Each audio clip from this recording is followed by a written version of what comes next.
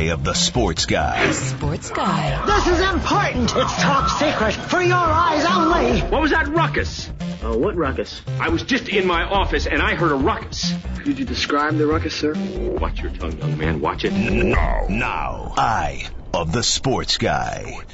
Here's the Sports Guy, Bill Simmons. Hey everybody, you're listening to Eye of the Sports Guy here on ESPN.com. My name is Bill Simmons. You know me from ESPN.com and ESPN the magazine. Just to set the record straight, they did not rope me into doing a podcast. I actually was excited to have one once I found out that you did not have to leave your house. Right now I'm wearing a t-shirt and gym shorts, and I think that's the way that radio should be. For my first guest on the podcast, it's one of the top 35 basketball writers we have on ESPN.com, maybe top 30, Mr. Marc Stein. Marc, where are you today? I'm in Phoenix, a little worried about you that I'm the best opening guest you could get. That's not a good sign for this new project you're working on. Come on, I wanted to talk NBA. And we exchange emails all the time on just about everything. What is your feeling on this Phoenix Spurs series? You know what? This is the one team that the Suns just don't believe they can beat. I think that's really what comes across when you see the way, D'Antoni argues the call for the last minute and a half of the first half and then starts up again with it during halftime, and Ivoroni gets the technical, and for Steve Nash to come out after one game, call out his teammates and basically repeat the same stuff yesterday. The Spurs just take away the confidence that Phoenix has against everybody else in the league. Yeah, and does it bother you at all that two of the guys that are playing such a big role in the playoffs right now, C-Webb and Michael Finley, two guys that were basically bought out by their old teams? We got to fix that, don't we? Well, the problem there is that's actually two of my favorite guys. So, I mean, in Finley's case, I mean, I think the amnesty rule, the league is trying to give teams a chance to buy their way out of contracts when they say, the complaint of teams always is, we can't make a mistake. You make one mistake and you're stuck with it. So, I thought there was some merit to the amnesty rule, but obviously Finley's the biggest winner in that deal when he still gets all his money and gets to pick his team and basically had the choice of where he wanted to go. But on Weber, I know everybody, including you, is saying he dogged his way out of Philly, but the Sixers didn't want him to play as much as Weber wanted to get out of there. I mean, he wanted to play when the season started, and they wouldn't play him. Right, but I just feel like it's a bad precedent where I watched C-Webb for those first 2 months, and I just thought he was completely done and washed up and the whole thing. And he goes to Detroit and suddenly has a hop and a step again. They're paying $300,000 for him or whatever the prorated cost is. And he basically made up for every mistake that Joe Dumars made over the last 2 years, because I feel like this Pistons team is as good as it's been in the last 3 years. Like, they're peaking at the perfect time. And it just seems totally unfair to me that you could just say, oh, yeah, let's get C-Webb at a discount, and then suddenly they're good again. But, the Sixers didn't have to do that. I mean, they could have just, put him on the inactive list and basically banished him. I think the Sixers gave in, and they gave him so much money. I think that's probably the thing that bugs people the most, is that Weber in this situation gets basically all his money, or 80-90% of it, to leave Philly and then gets to pick his team. I mean, nobody forced Philly to do that. So, well, how about this though? They benefit from Philly basically panicking. And then the only reason they got Rasheed Wallace was because Danny Ainge facilitated the trade and ended up getting like a late first-round pick and taking Chucky Atkins' contract so they get Rasheed Wallace. You could argue that Dumars was really one of the most fortunate GMs of this decade. You look at those two moves, right? Yeah, and I think the Ainge one is a lot worse. I mean, that one was just, I remember when that happened, and nobody could understand that one. I mean, why? Didn't Boston get Chucky Atkins out of that deal? I mean, why were they doing that? Right, we got Chucky Atkins, who had like 2 years left on his contract, and I think we got it was a very late first round pick, but the whole point is why do you want to help one of your Eastern Conference competitors? It makes no sense. We exchange emails all the time. This league drives me crazy. I don't get it. You look at this Utah series, and they're one player short. They had to play Gordon Gierczak 27 minutes last night. He's terrible. He should not be playing at all in the playoffs. That's a team that had the expiring contracts to basically go get somebody who had, a tough contract, but not something that would crunch you, like somebody like a Tino Mobley they could have gotten, and they decided they were good. And now they're in this series where Matt Barnes and Jason Richardson looked like all-stars last night against them. Why were so many teams so afraid to make that one last move? Well, I think, I know it's a complaint you've raised about a lot of teams, not just them, and maybe the league has been so predictable over the years that teams don't want to make that midseason trade, but now maybe it's time for a change in philosophy because it isn't predictable. I mean, the NBA used to be the most predictable league there is, and it really isn't anymore. I mean, I thought the Mavs, I totally misread the Mavs. I might have never been more wrong about a team, but, Golden State certainly had all those matchup advantages were real, and that was just the biggest upset, but it is so much more wide open than it's ever been. Miami made the regular season irrelevant last year, and it might even be more irrelevant this year. Well, and then you look at Golden State. That was the one team that actually took a flyer and took a chance, and they acquired Steven Jackson, who everybody was terrified of, and now has become the heart and soul of their team. Can you remember a weirder season for an NBA player than Steven Jackson's 2006-2007 season? No, and I think it could get weirder. Doesn't he have a court appearance this week? It's right. It is up there. But everybody who's played with this guy, teammates love the guy. So I'm not surprised that he's become so popular with the Golden State players. Did we know he was going to have this kind of impact? No, but even in San Antonio, they still hold him in pretty high regard, and I think he's admitted that he loses control at times, and that's why he's bounced around from team to team. But like he always says, the guy can play. The guy right. when he's on is a fabulous. Matt Barnes, we still don't know about him. Is this just a hot playoffs, or is this what he really is? But Steven Jackson has shown time and time again the guy can play. Yeah, and I never understand why teams don't take chances more often on guys who have proven in the playoffs that they can deliver. It's the one thing that they never do. They're always willing to give money to Nazi Muhammad or whatever, but when somebody like Steven Jackson comes on the market in December, January, everybody's afraid to trade for him. Why would you be afraid to trade for somebody who came through when it mattered a bunch of times? But you brought up Matt Barnes. Do you think he is the leading candidate right now for the Bonzi Wells, Jerome James free agent playoff run? Yeah, I've been asking people that, and I think Golden State has to get out of this round for that to happen. But if the Warriors win this series, yeah, I think Matt Barnes is going to get somebody's mid-level this summer. I don't think there's any question about it. Are you ready to talk about what the Mavs have to do, or is it still too painful? No, man, I got to put my hand up. It's like, I've been thinking about it, and when Nash left there, I wasn't going to accept that team. They won 58 games the first year, and I said, nope, it's a mirage. And then the next year, they beat the Spurs. They go all the way to the finals. And even though the finals unraveled in the worst possible fashion, they come back this year and win 67 wins. And I basically said, you know what, all these things can't be flukes. You can't consistently do all this stuff that they've done without Nash and it be a mirage. But you know what? It was a mirage. 67-win mirage. They got to change it. I don't see how you come back to camp with that team with the mental breakdowns they've had 2 years in a row. I just don't. Mark Cuban says he's not going to sell it and he's not going to blow it up. I believe him totally on the selling thing. I don't think there's any way he walks away after this kind of exit. But, here's the analogy I would use. I feel like what happened to them was almost like they're like, a family living in a nice part of Connecticut and they had a home invasion. Everybody got tied up and they were like, threatened for 24 hours and it was horrible and they set their living room on fire and then they finally left. And it's like you can't go back to the house. You got to sell the house. You got to move to another house because of the memories of that old house and what happened in it. And I feel like the Dallas thing was so traumatic. I just don't understand how they could bring the same nucleus back. But at the same time, what do? You can't trade Dirk. Yep, that's really the big problem. Now they went after Kidd. When Nash left, they went after Kidd, and I've already heard Kidd's name. I think that's who they would love to get. But I don't know that New Jersey's going to trade Kidd the way he's still throwing up triple doubles in the playoffs.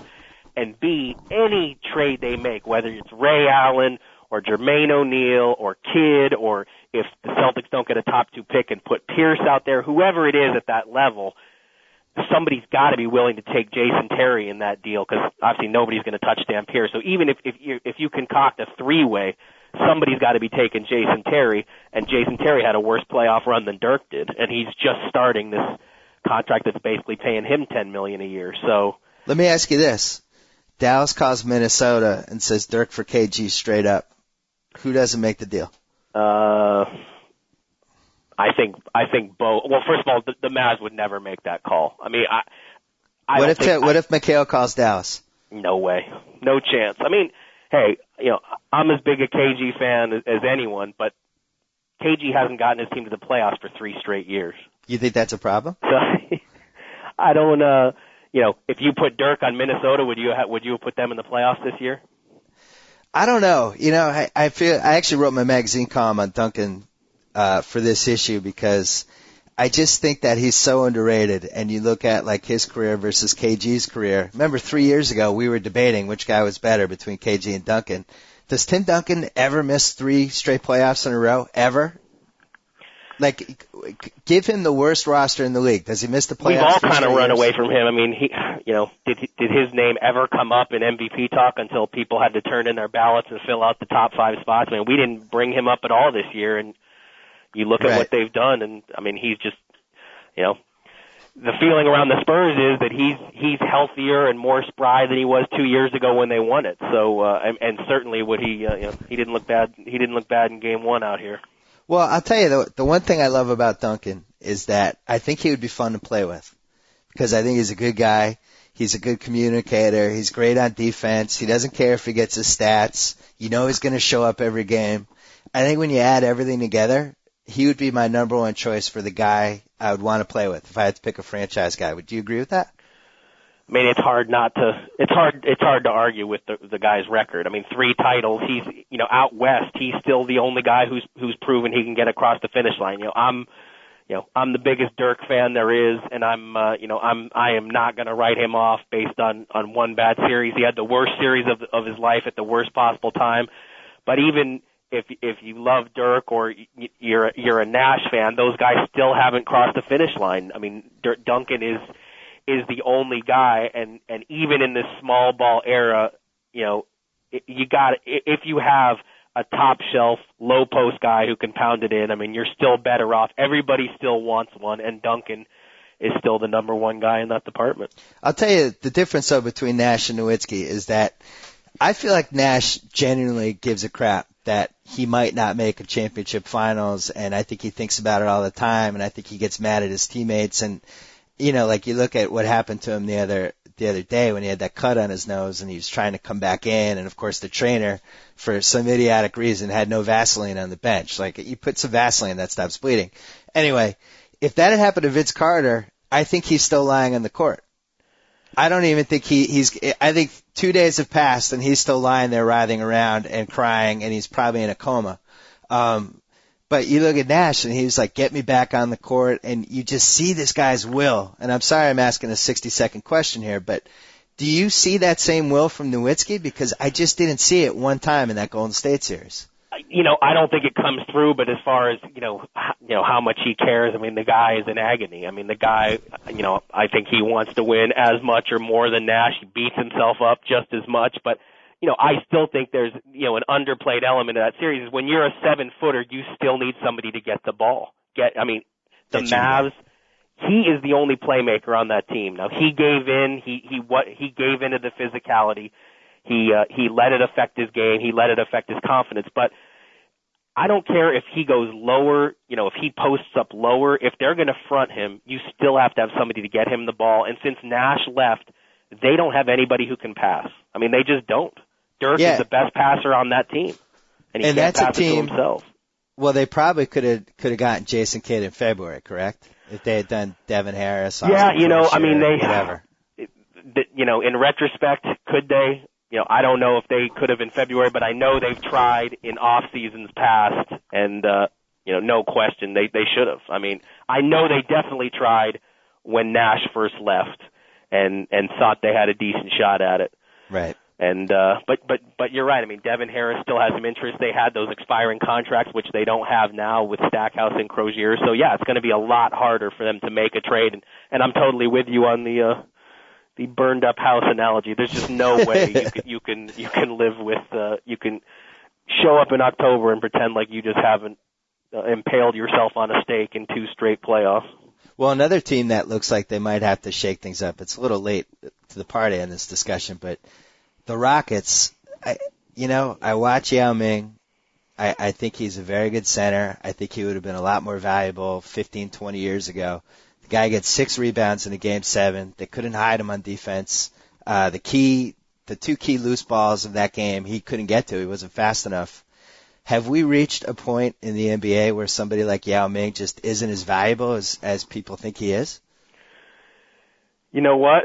I think I think you're right. I mean, if you look at all the the dominant center, I mean it does the damage in the regular season, which obviously is still valuable when it comes to playoff seedings, but I mean, quickness is winning right now. I mean, it is changing, and I guess that throws up the whole Durant-Oden thing again. I mean, I was going to bring that up. I'm glad you brought it up. I don't watch those guys as closely as you. I haven't to this point, and certainly I'm not our draft expert, but you hear it from teams that are all saying, I sure wouldn't mind being number 2. Number 2 is the better place to be because you don't have to deal with the pressure of making that decision. And you know what, though? That's a classic NBA GM comment. Like, these guys are so afraid to make a mistake, and they're so afraid to do anything.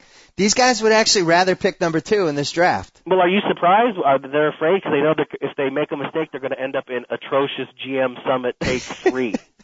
Well, you know what? Don't make a mistake. How hard is it to be an NBA GM? I mean, seriously. I honestly feel like I could devote 2 hours a day to doing it and run any NBA team better than 20 of these guys. It's all common sense. I mean, seriously. I don't think it's as easy as you make it out to be. Oh, come on. I'm telling you. I'm sure that Celtics fans would take you up on the offer at this point. I'm telling you, I think I could do it. All right, well, let's go to the Durant-Oden thing. There are I keep hearing rumors that if Phoenix doesn't get out of this round and they do blow things up, that they're basically going to offer everybody on their roster except for Nash and Amari to move up to get Durant. That has been the prevailing rumor of the last month. If you're the Celtics and you have the second pick and Phoenix offers you, let's say they get number 4 or number 5 from that Atlanta pick. They offer number 5, Sean Marion, and Barbosa for Theo Ratliff, Ryan Gomes, and the number 2 pick. I don't know how the Celtics could turn that down. I would turn it down. Well, they're not going to get Marion and Barbosa. I think Barbosa is closer to the untouchables list than you probably. All right, what's the most they would offer? But in general, yeah. I mean, I don't see how the Celtics turn that down either. I mean, they need to win, and especially being in the East, you put a couple of those Phoenix parts on that team, and I don't think there's any question that they shoot up the Eastern bracket. So, well, how far do you think Phoenix would go? Well, I think nothing outside of Nash. I mean, I think is off the table. I mean, I think there are some scenarios where even Amari could be thrown in. But wow. The other one is making a play for Durant, but making a play for KG too. I don't think you can discount that one either. If the Suns lose this series, which it's already not looking good, and if they don't win tonight, certainly, there's no way they're coming back after losing the first 2 games at home. Do they make a run at KG? I mean, that might even make more sense. Yeah, because they could give up Amari and a couple other pieces. Minnesota certainly wouldn't want to trade him in the West, but I don't think they can get a better package of players than Phoenix could put together. Well, here's my prediction for the Durant-Oden thing. I think Durant is going to go to these workouts, and he's going to just be making these 25 and 30-footers, and teams are going to get a look at him up close. They're going to meet him. They're going to talk to him. And I think he's going to make a little bit of a leap, and I think it's going to basically depend on what team is picking first for which guy goes first. Do you see that happening, or do you think Oden is guaranteed number 1? I still think Oden just again because, a lot of these teams do go safety first. I mean, you're not wrong. That is the way they're going to go, and I think what everybody says about Oden is that he is more mobile than your typical low post guy, and that playing hurt the way he did this whole year impresses people. I mean, it shows a level of toughness that gets people interested. So I'm still in the camp that says Odin's going number 1, but again, I have to admit too that I'm probably not the foremost expert in that department. I know. You got to get Chad Fordovich on the line for that one. Well, the thing is, I'm actually hoping the Celtics get the second pick, because that way I know they're going to take Durant, and I think he's going to end up being the better guy and the more fun to watch guy.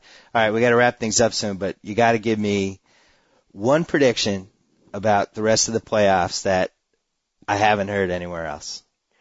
You want my prediction? My predictions are so I want bad, one they're prediction. Worthless. No, one prediction that I can't get anywhere else, and it can't include your soccer team. One prediction I can't get anywhere else. This is worse than the question of fear. I didn't want to steal Chad's question of fear. Yeah, this is worse than the Chad Ford question. Well, do you see any major upset? Give me something. I mean, I don't think I'm the only one to say it. I still think Golden State is in that series. I mean, Utah looked really good last night, but I mean, the Warriors, even a disciplined team like Utah, the Warriors still make these guys take a bunch of shots that we never see them taking. So, right. Barron doesn't look all the way right, and I don't know how this Steven Jackson Court thing is going to affect them, but I have to, the way the Warriors, having seen the Warriors pretty up close in the Dallas series, I'm not writing them off to still win that series and get to the West Finals. Interesting, because I feel like they blew their biggest chance last night, because they really should have won last night. Yeah, they played really well. Says you're right, but yeah, they played really well, and you can't ask for a better scenario than Fisher just randomly not playing. I just feel like that was the game they should have stolen, and now I think Barkley was right. Coincidentally enough, the longer the series goes on, Boozer's just going to wear them down, and Sloan is such a good coach. Did you ever think Jerry Sloan and Don Nelson would be competing in a conference semifinals? Well, I guess part of the reason I want the Warriors, I would pick the Warriors because Nelly and Pop would make that West Finals entertaining. But I mean, I think the other thing here is, how about your Hawks? To watch Darren Williams doing what he's doing now. I mean, yeah. We've been killing him for years about Chris Paul, and now Darren Williams looks like a franchise point guard.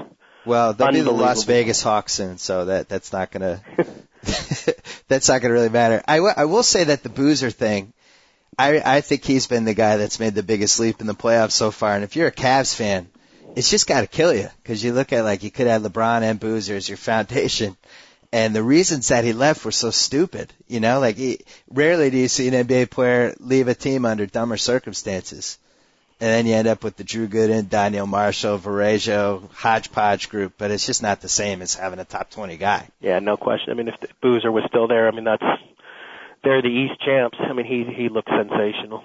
Yeah, at some point we're going to figure out a way to have both of these conferences be good. I feel like it could happen in my lifetime. It already did happen in your lifetime. Well, I'm saying the again. 1980s. I'm saying again. At some point, we'll be able to have 4 good teams, 2 in each conference, and we'll have 2 really good conference finals, and everybody will be happy. Well, all right. Thank you for coming on my first podcast. I appreciate it. I hope I didn't screw it up. No, you did screw it up. You were great. Coming next week, we will have a guest that is probably not going to be as famous as Marc Stein, but hopefully will be just as entertaining. Until then. If you like this edition of Eye of the Sports Guy, check out more ESPN radio podcasts available at the iTunes Music Store and on PodCenter at ESPNRadio.com.